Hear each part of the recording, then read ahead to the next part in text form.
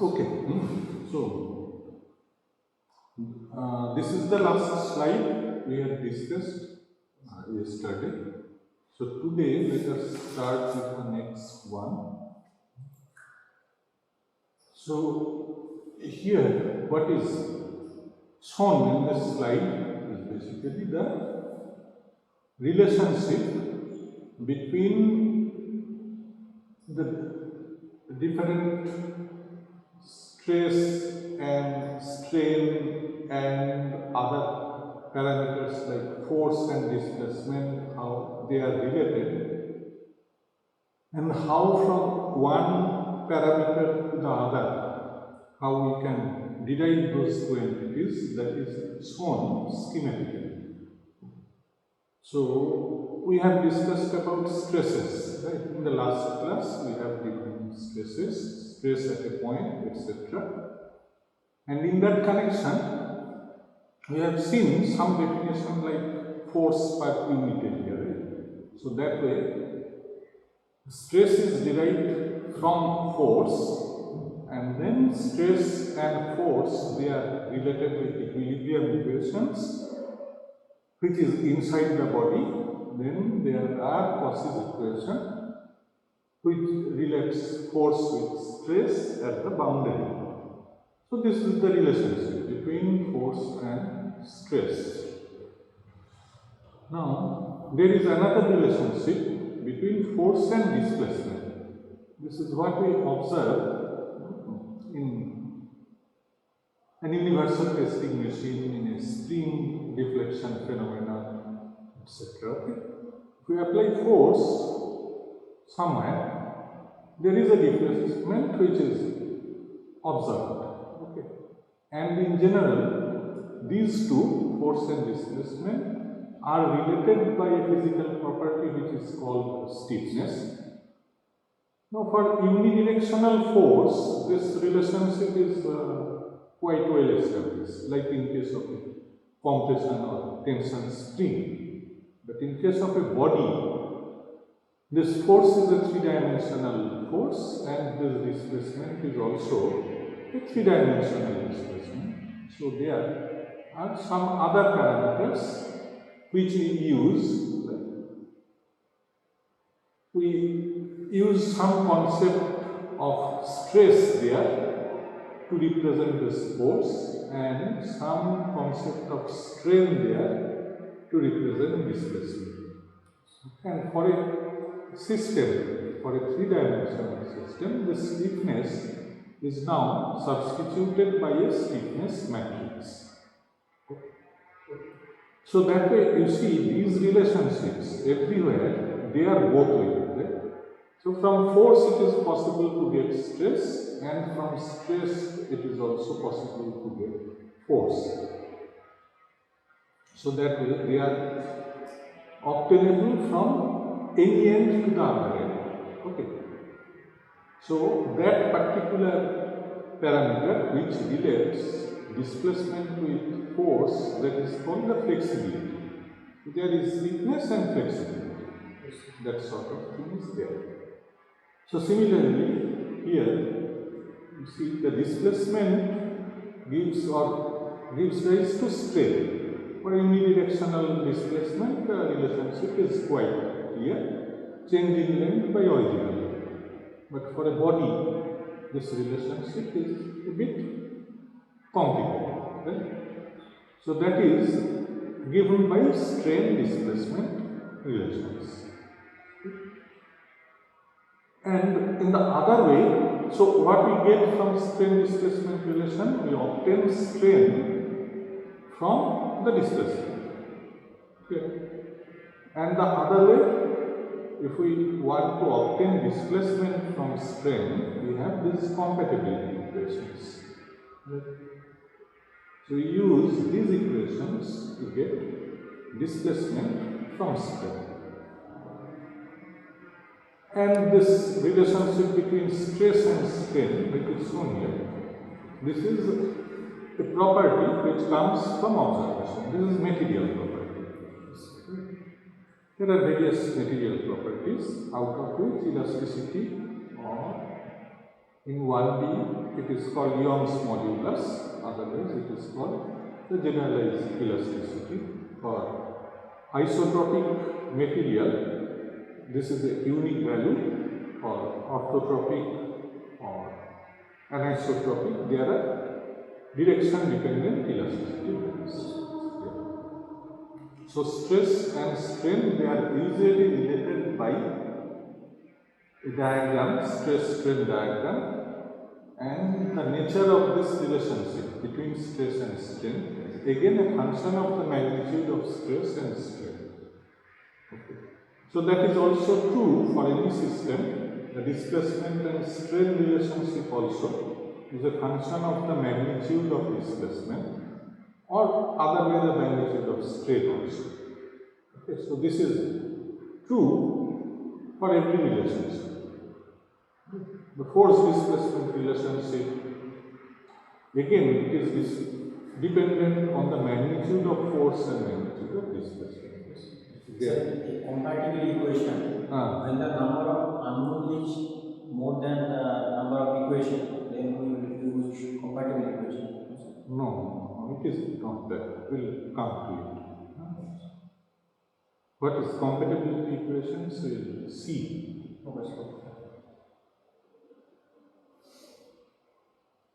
Only the thing is, this strain which is produced from this displacement field, there are some restrictions on this strain field, and that is what comes from the very limitation of our continuum mechanics.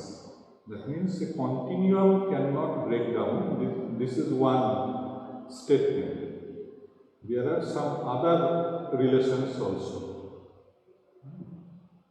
2 points in the continuum which are at a distance apart, they cannot become an identical point. Right? So a circle, if you draw on a body, it can be formed into an ellipse or any other form. But 2 points on the circle, they cannot cross each other, or that particular circle cannot take the shape of 8. They cannot, these material lines, they cannot cross each other. These sort of limitations are there. So they are taken care of by this compatibility equation. If we follow these compatibility equations, then all possible strain displacement relations are not possible. These relationships, by itself, they should follow certain other conditions. Those are compatibility equations. And actually what you are talking about, the number of unknowns, it is there because in this relationship, on one way it is differentiation. Derivative of displacement is strain, and on the other way, the integration of strain will give to displacement. This is the thing. But you know that in any integration process, there is an unknown constant which comes up, right? So this evaluation of unknown in the process of obtaining displacement from strain, this is a problem. It poses a problem, and there the compatibility equations are the relations which we have to hold here. So these things we will see in detail when we discuss about the strain displacement relations. Okay, so these are the relationship between these different parameters: force, stress, strain, displacement, etc. Okay, and by using these relationships, which are basically some mathematical equations, we obtain some unknown from the other known quantities. Okay. Usually we can measure the force and the displacement, and from there we come into the strain and the force. Okay. Strain and the stress. because force, if it is known, we can also measure what is the area on which it is acting. So that's the way it is done.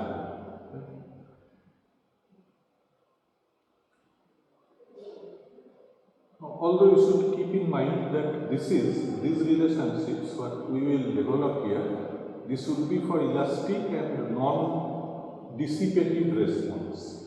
What this non-dissipative means? It means in our system, energy will be conserved. So these are also known as conservative system. Response of a conservative system. Clear? Now, let us come to this concept of force. We have discussed about stress, and while discussing stress, we told that this is force divided by area. Yes, sir. We understand what is area as such, but what is force? If we come to that question, have we seen force? Can it be seen by our eyes?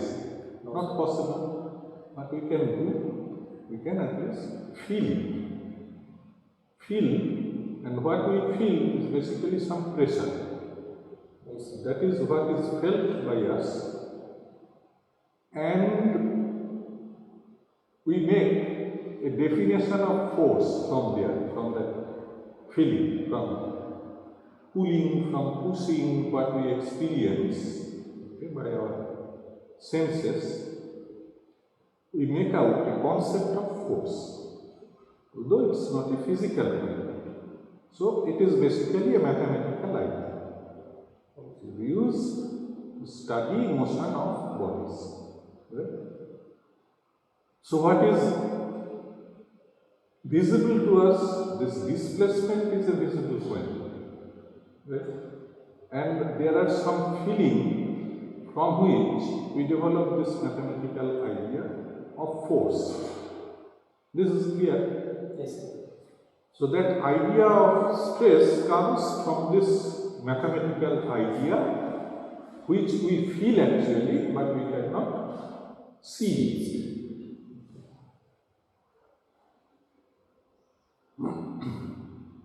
So that way we have to measure the force also. So that force is measured indirectly. So force is measured sometimes from the acceleration, sometimes from the mass, and taking or using Newton's equation that force is mass into acceleration. For the body we express weight as mass of the body multiplied by the gravity as the acceleration, gravitational acceleration value. Where in spring also we use this concept of weight, but there what we can measure is mass by comparison. So in a balance, you have seen how mass is measured. We require a balance. Comparison, for purpose of comparison, we can use any sort of balance for measuring microgram to kilogram to quintal force, etc., etc. Those things we have seen. Okay, and then there is another sort of experience which we get, which is the force which we feel when a car accelerates. That sort of thing is there. If there is a sudden braking, you feel a force, as if something is throwing us. Okay. So where from it comes? It comes from that acceleration.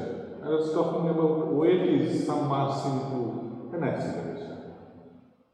So this also we feel, and where from this acceleration comes, basic measurement quantity is always displacement, this one.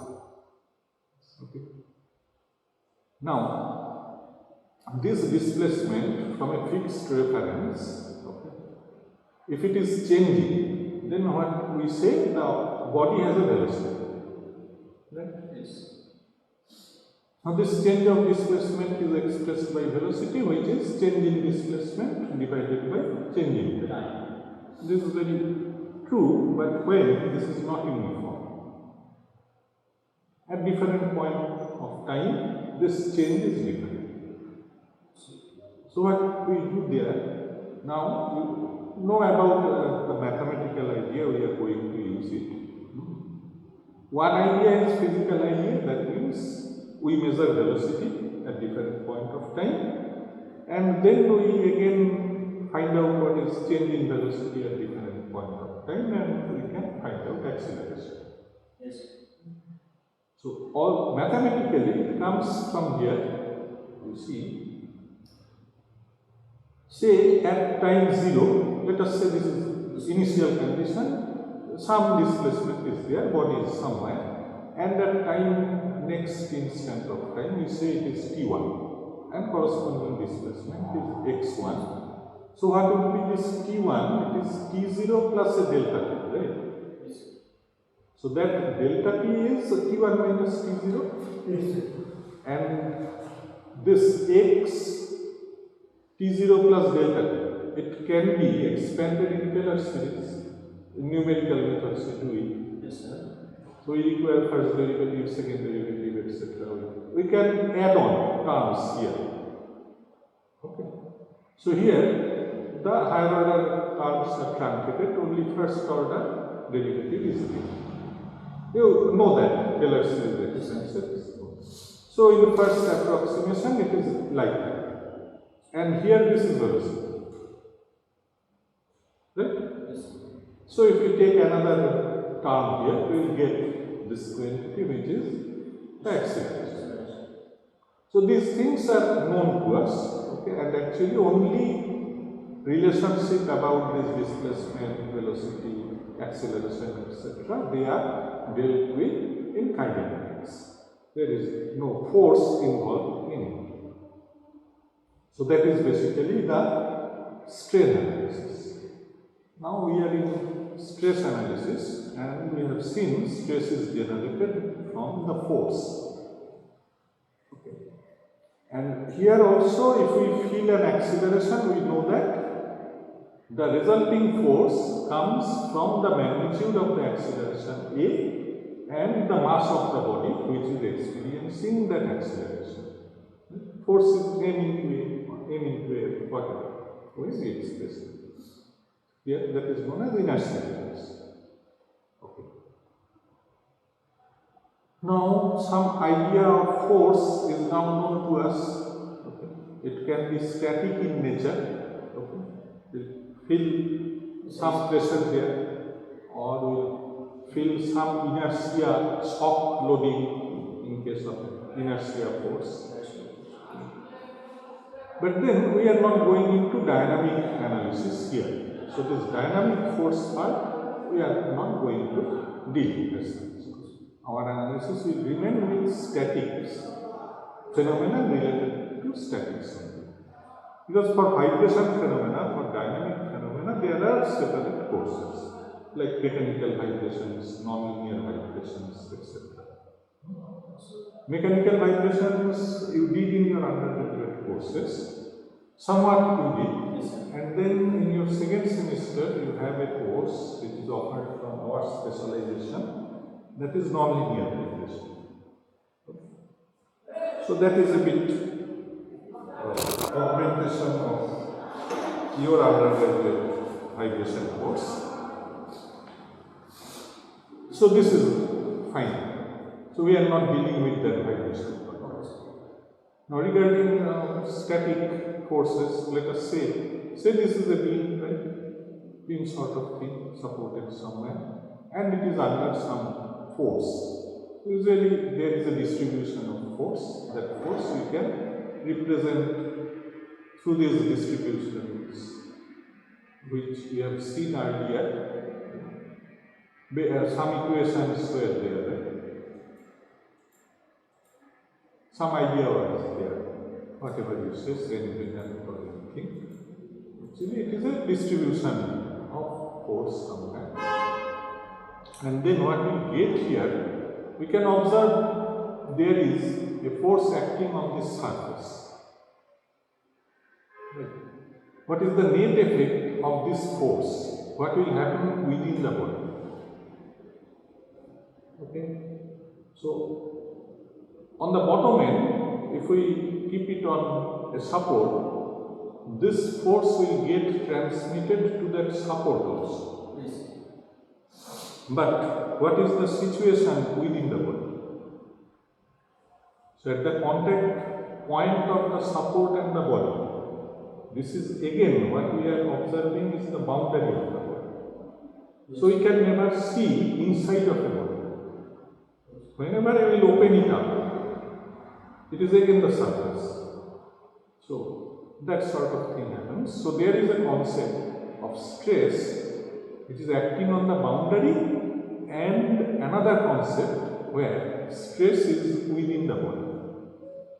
If it is a rigid body, there is nothing within the body. Body is rigid.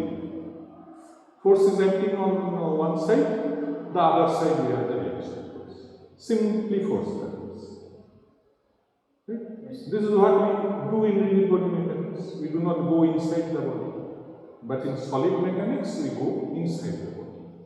Yeah. So, you see, there are two definitions. One is stress is force acting per unit area. This is what we can observe at the boundary of the body. Yes. And other one is stress is resistance offered by the body to a force acting on it.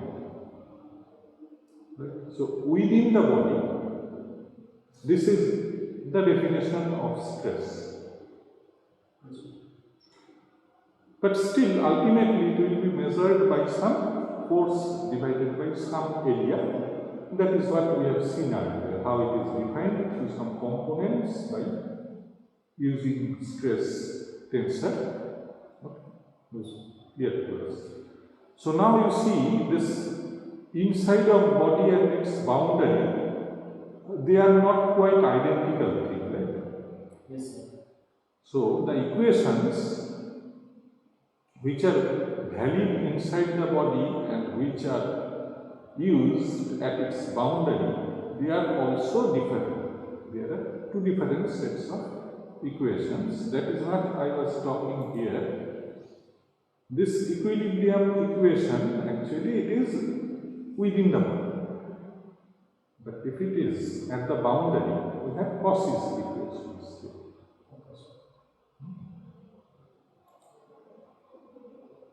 So right now, then this is what we observe. Then there are some other observations. Say, for example, you take this example of a pipe or say a cylindrical vessel where we have some pressure inside. There can be pressure from outside also, it is also possible. Now, from symmetry, what is the net force acting? You see that figure? And you project along x, along y, along any direction, it will sum up to 0.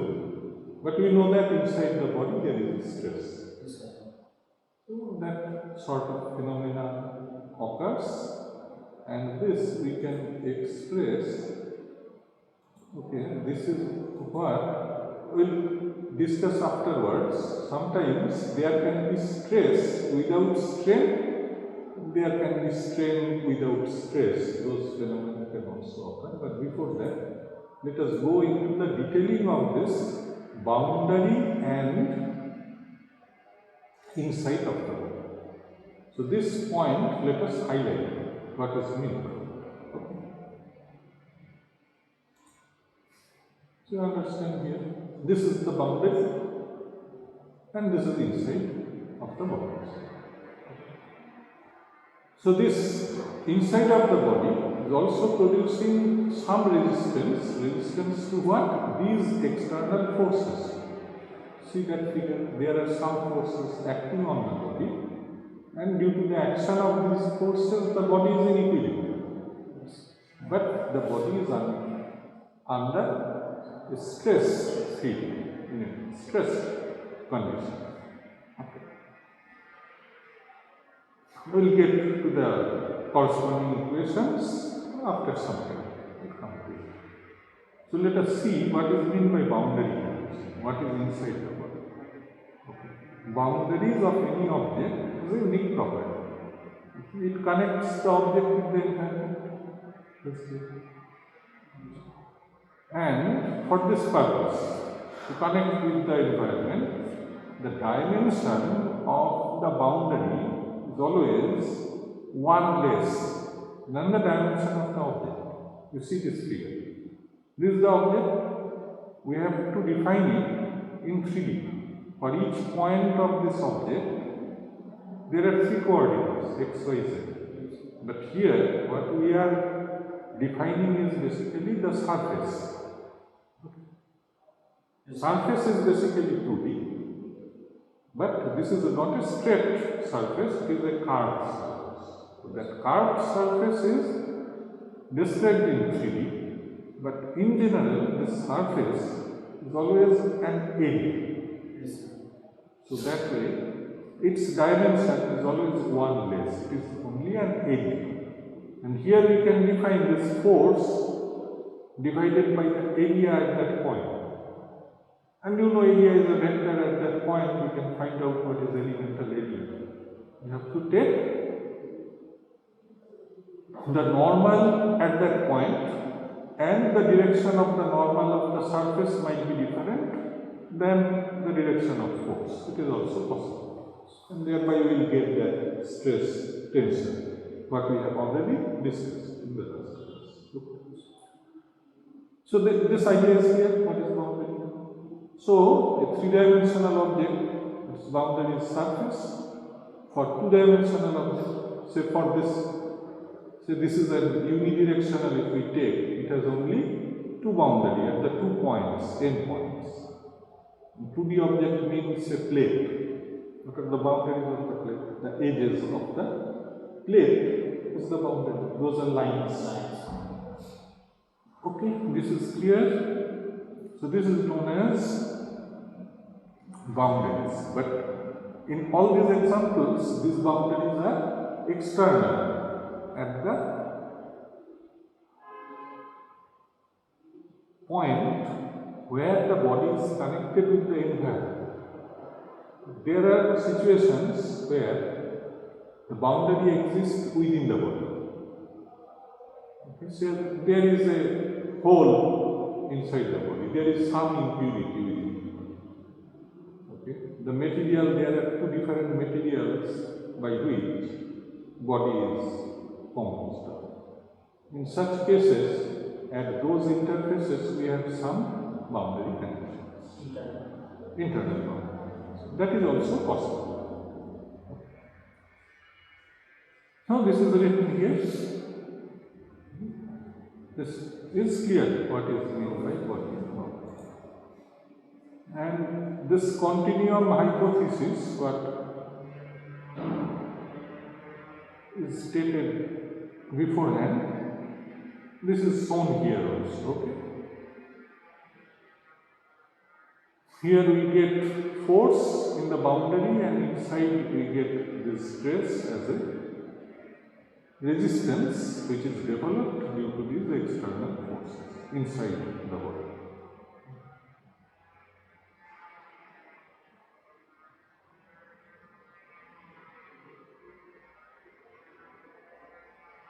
So there are another statement here. It is not that every element will constitute matter. There is some more compatibility conditions. That means a line element on this object, if this is a line, okay, on this object all through, this is a closed line, it has to remain a closed line. Its shape can change. Okay? But then it cannot cross each other, it cannot break up into 2. That sort of thing is not possible. So it is not that for this body, everywhere it will happen like this. It can happen at a particular point, say at the initiation point of the fracture. So from there, new boundaries will grow, and in the remaining portion of the body, our continuum will maintain. So So we can use the continuum mechanics in those regions. But for this region, okay, we have to introduce some new laws, some new phenomena is happening here. That has to be captured by some new physical laws. Right? So there are fracture mechanics, other things are there. Okay, what next? Next we have that question. Where from it comes? Stress causes strain or strain causes stress? There are examples where we can have strain without any stress. Say this is a rod, it is shown here at the bottom of this slide. If you heat, you can see that rod. Fixed. No, say both the ends are free. In that case, what will happen? The length will change, but there is no stress. So changing length means there is strain. That is good. So this is an example of strain without any stress. Then such phenomena occur in some other cases also. In case of solidification, okay, this phenomena can also occur. It is written here. The cubic phase transformation. This is basically some solidification, change in state phenomena. There are strain which gets locked up here, and that leads to stresses. Such phenomena usually occurs in casting, and that is why after casting they make another annealing operation to release that particular strain. You know that in manufacturing science you did those things. So those phenomena are there. And what you are talking, if the ends of this rod, they are fixed within very rigid walls, and if you heat it, there is no change in length, so there is no stress, but there will be stress. So this question, which causes what? This is like this question, the chicken and egg problem, which came first. So we'll see to it. We see to it and to observe this phenomena, how stress and strain are originated, and here we have given some example of heating. So you understand that there is a role of thermal energy in the phenomena as well. So all these things we can relate through this multi-scale modeling, or actually it comes from a molecular mechanics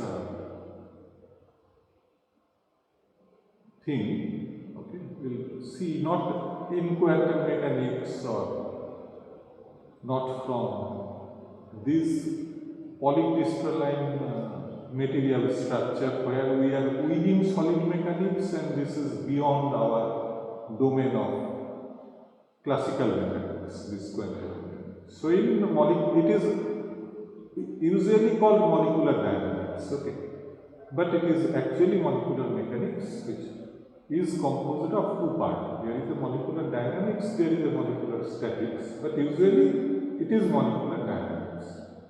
Because of its nature, atoms are always vibrating. I was talking about that also. Unless you are at absolute zero temperature, there is always some vibration. Usually it is called molecular dynamics.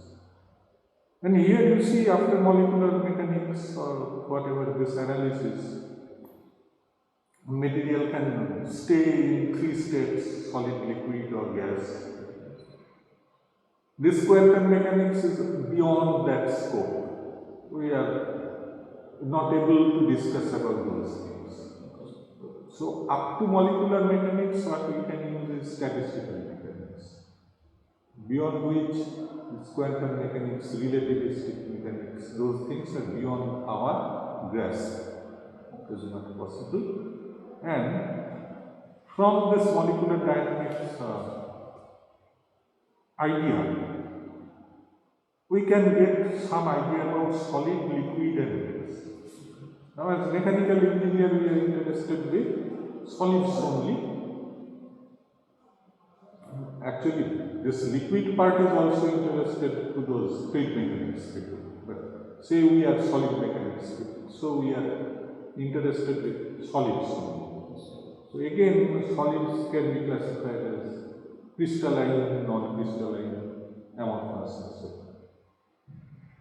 So our analysis usually in solid mechanics, in mechanical engineering, there we deal with crystal structures as such, usual conventional engineering materials. But nowadays there are many other type of engineering materials, plastics and other things. So many other types of materials are coming in engineering application. Those are not crystalline structure. So that requires knowledge in other area as well.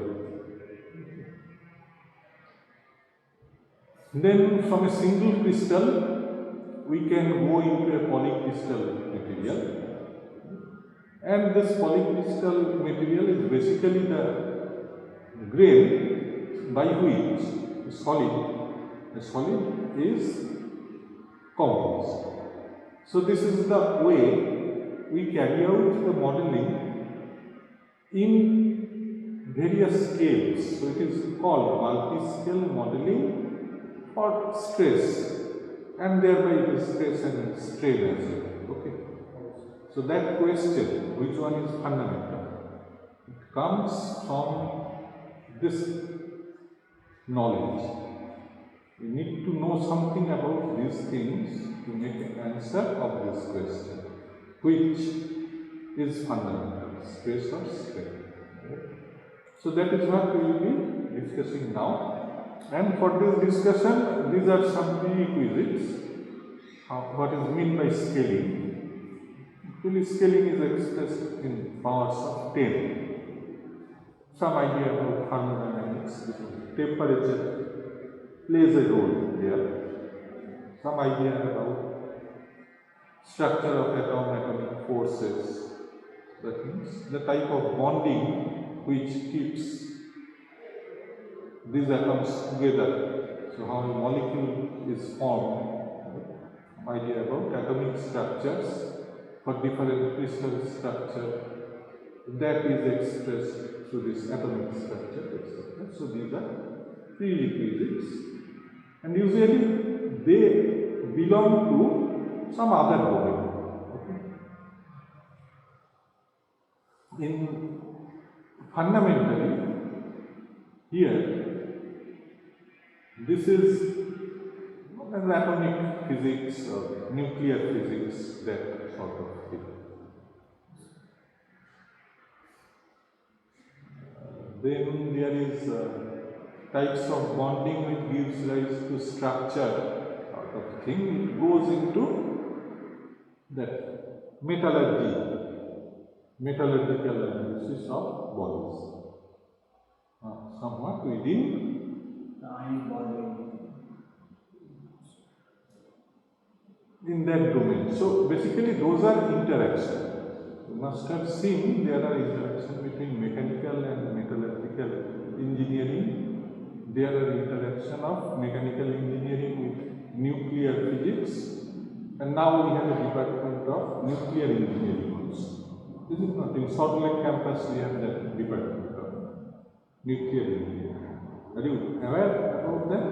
So you take nuclear engineering course with that? There is a course also in nuclear engineering. So these are prerequisites. So let us now have a discussion somewhat on this multi-scale model. This is only for our basic knowledge on this topic. It won't be a detailed analysis. It is not possible also, but at least you must have some idea about this multi-scale modeling. Let us go there.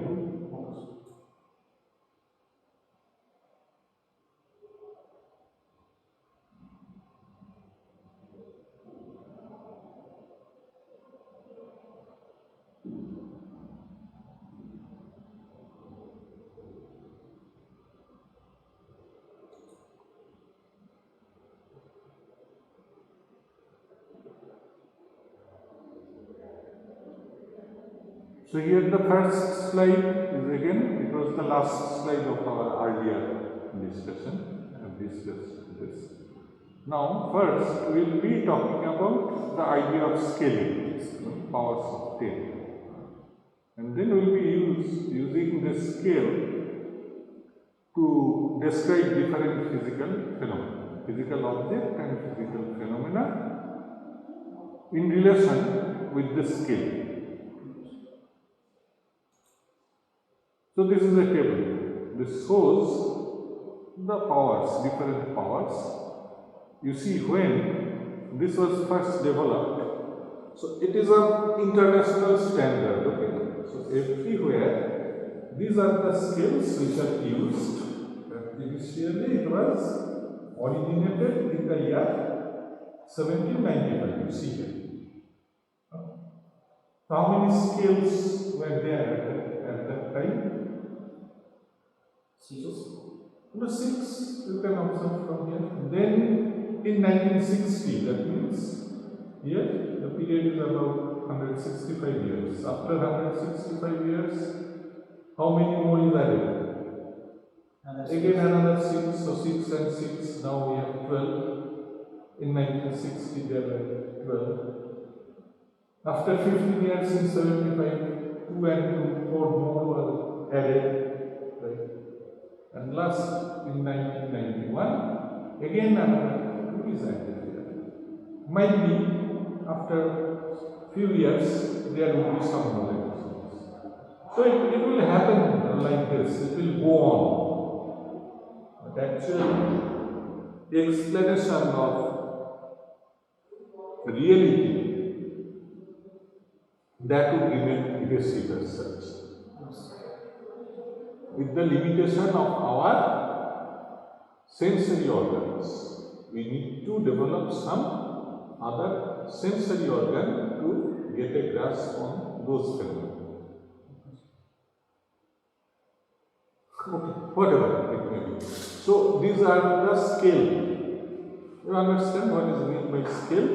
And different physical phenomena, they are observed only at a certain scale. Okay. So our knowledge, this is basically increase in the scale, indicates enhancement of our knowledge. You understand?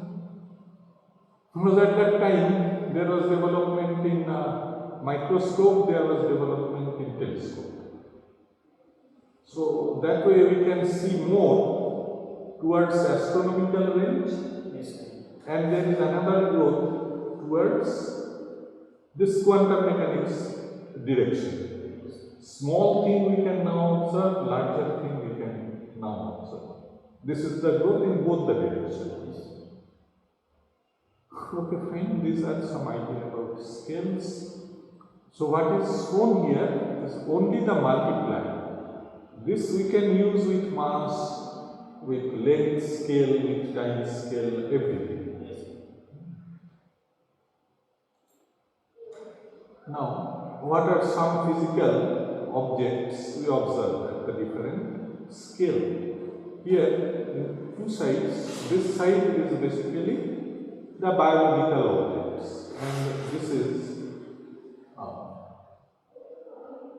you can say non-biological, or these are basically some physical objects, non-living objects. So understand this is 100 meter, 10 to the power 2. This is a meter. Usually the dimension of elephant, actually this is 10 meters, right? 10 to the power 1 means 10 meters, about 3 feet. We express it in 10 meter scale, that is possible. For human it is 1 meter scale, 10 to the power 0. To make it smaller, mouse 0.1, 0.2, this is becoming smaller, and then cell, our cell, plant cell is bigger, animal cells are smaller, then there is bacteria and virus. We have knowledge up to virus, which is partially living and partially non-living. Yes. Part of it is like that. And here also in non-biological objects, we express bridge in the scale of 100 meters, house in the scale, automobile in the scale of meter, etc. etc. Understand that. And here also, these different regions are known by a macro mechanics or mechanics in these different regions has different names. Here it is micromechanics. Then there is, in this region there is mesomechanics and the micromechanics. In between there is a meso part, in between macro and micro. Then it will be a nano part. There is a nano part, it is written.